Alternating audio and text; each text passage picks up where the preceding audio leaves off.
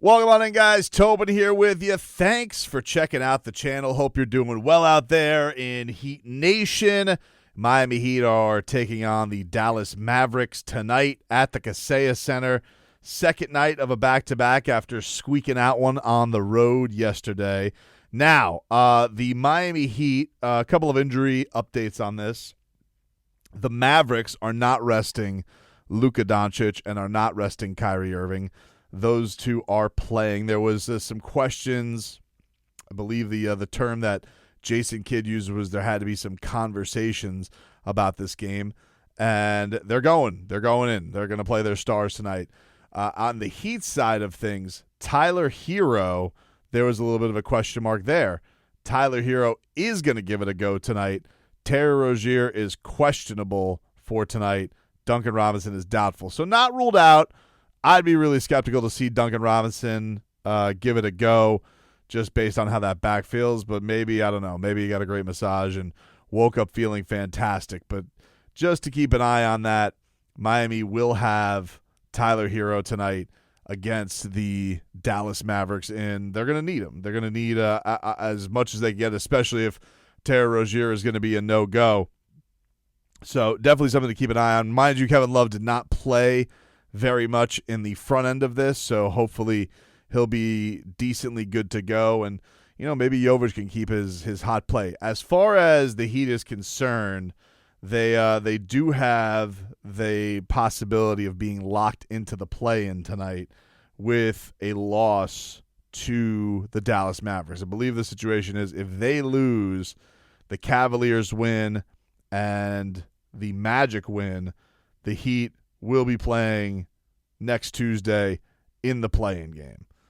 We don't know if it will be at home. We don't know if it'll be on the road. But NBA put out their clinch scenarios with them. So Miami will be locked in tonight with a loss, wins by Orlando and Cleveland.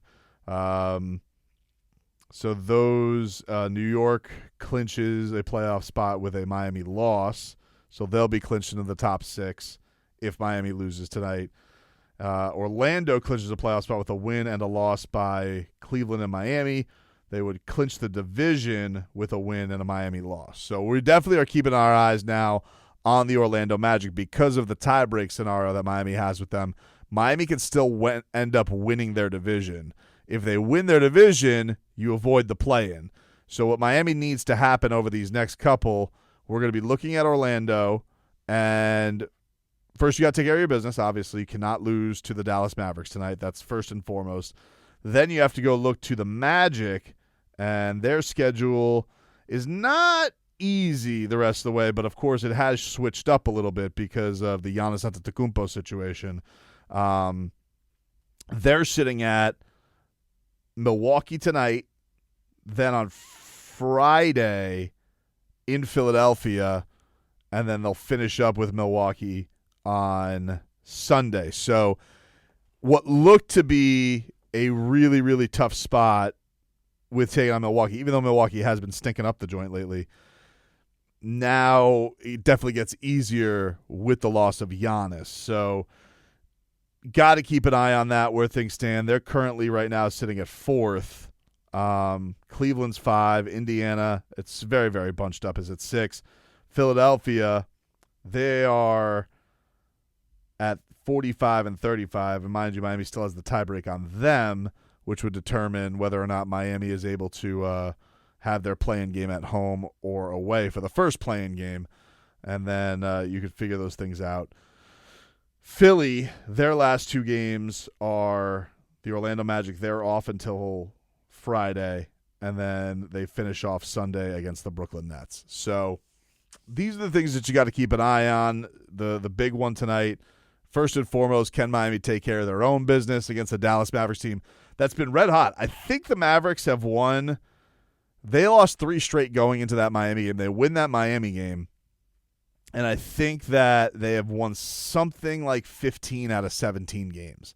They have been on an unbelievable tear tonight. So I do think that a win tonight would show you something for Miami, especially with Luka and Kyrie playing and, dealing with the shorthandedness that you are. They played last night too. Luka had a 39-point triple-double. They're currently sitting 5th in the Eastern Conference and the Western Conference. It's going to be tough for them to really move one way or the other. They seem pretty locked into a 4-5 with the Clippers, and the Clippers are going to have home court. Not completely done yet, I believe, but pretty close to it. So this would just be one that would be good for the sake of Miami getting this one, finishing it off. This is definitely their most challenging game left. They finish off with 2 games against the Raptors. But you also don't want to put yourself in a place of no drama either, because if you lose tonight, then you might want to start thinking about, well, what do we do for the weekend games? Do we just start sitting people? Because Spo has been talking about this. I don't know if you guys have heard him, but he's been very much into how great the competition has been. He was talking about this yesterday after the game. He talked about this in the aftermath of the I think it was before the Sixers game. He was asked about how the competition has risen up, and you've been seeing teams rest guys and play for seeding and all, and he doesn't like that stuff. Genuinely, the Heat bucks against that stuff. They've been bitten in the ass by that stuff before.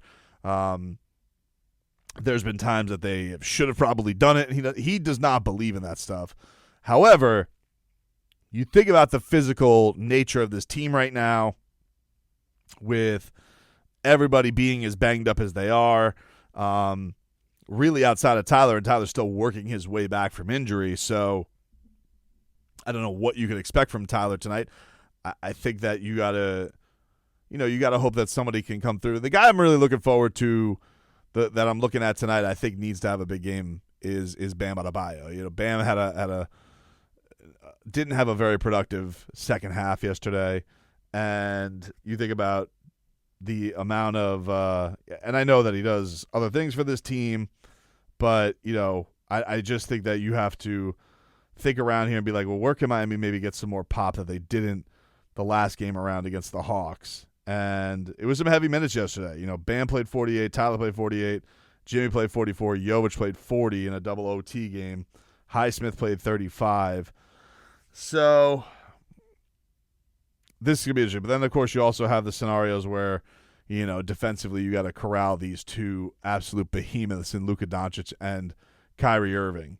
So big one still tonight in this test against the Dallas Mavericks to figure out where they're at and find their way, try and claw their way out of this play-in scenario. However, the one thing that you would say, the play-in is not necessarily, if you are in a scenario with Milwaukee, right, which does not have a death grip on the 2 seed, the Knicks can still jump up there. But I don't think they're a team you necessarily fear. I don't think the 2-7 is a death sentence if you can win the 7 seed. It's just a matter of, are you going to have to go on a 1-game playoff with the Philadelphia 76ers? Obviously a bigger challenge. If that ends up being one of the other Eastern Conference teams that drops, okay, maybe you feel better about handling that.